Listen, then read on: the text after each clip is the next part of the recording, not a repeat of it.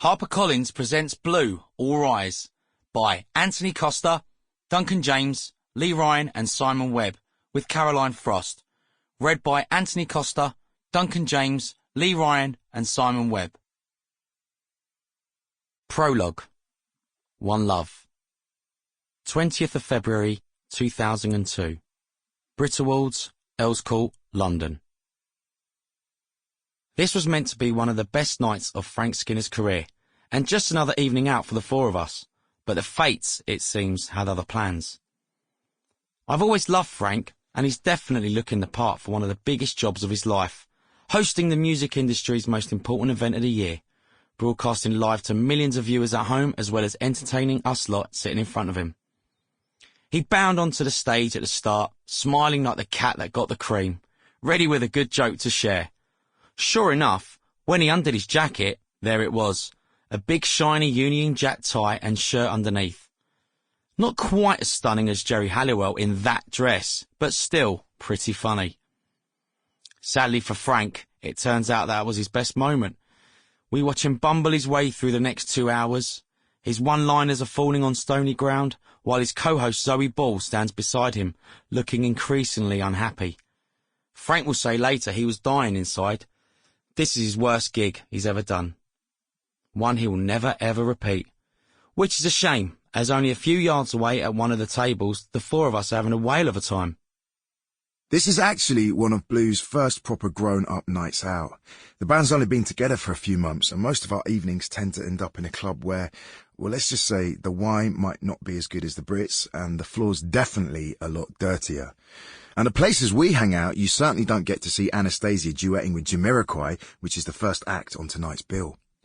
We all grew up watching these awards on TV, so when our record company told us that we'd been nominated for the Breakthrough Gong, there was only a pile of dust where we'd been standing. We'd already gone to pick out our suits. The two best things about tonight were in a great suit and the fact that we already know we're not going to win. Now, I'm not being falsely modest here, but check out this list of our fellow nominees.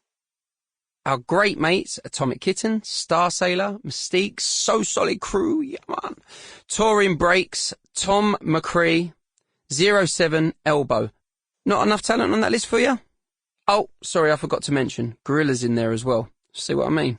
So we're not feeling any pressure. The wine's flowing and we can revel sitting in our glad rags at one of the top tables, gazing at the proper stars like Kylie Minogue and Sting, laughing with, mostly at, Frank Skinner and generally pinching ourselves. You know what? Frank's actually pretty funny up there. But the four of us have always been easy to please.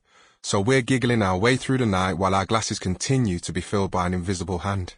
In fact, we're having such a good time, we almost miss our category being announced until Trevor Nelson comes on stage to present the award. He looks the business.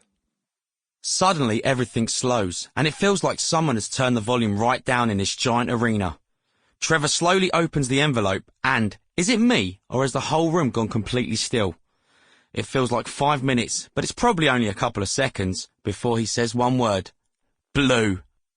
Now it's a blur of hugs, the four of us jumping up and down, somehow making it to the stage, gazing out to a sea of faces. I'm completely tongue-tied, but I'm in front of the microphone, so I mumble something about thanking the record label. Then Antony takes a turn, and he thanks the fans. I wish I'd done that first. Somehow he always finds it easier to come up with the patter. I'm gazing at the award in front of us and I'm remembering those days at school when the teacher told me, "You'll never make it as a singer." Then I start jumping up and down in the background. Well, there's always one.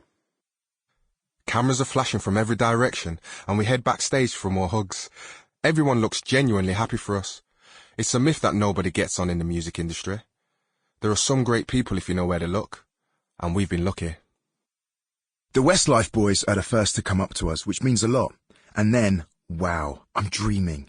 It's Kylie, the princess I had on my wall back in Devon when I started dreaming about all of this.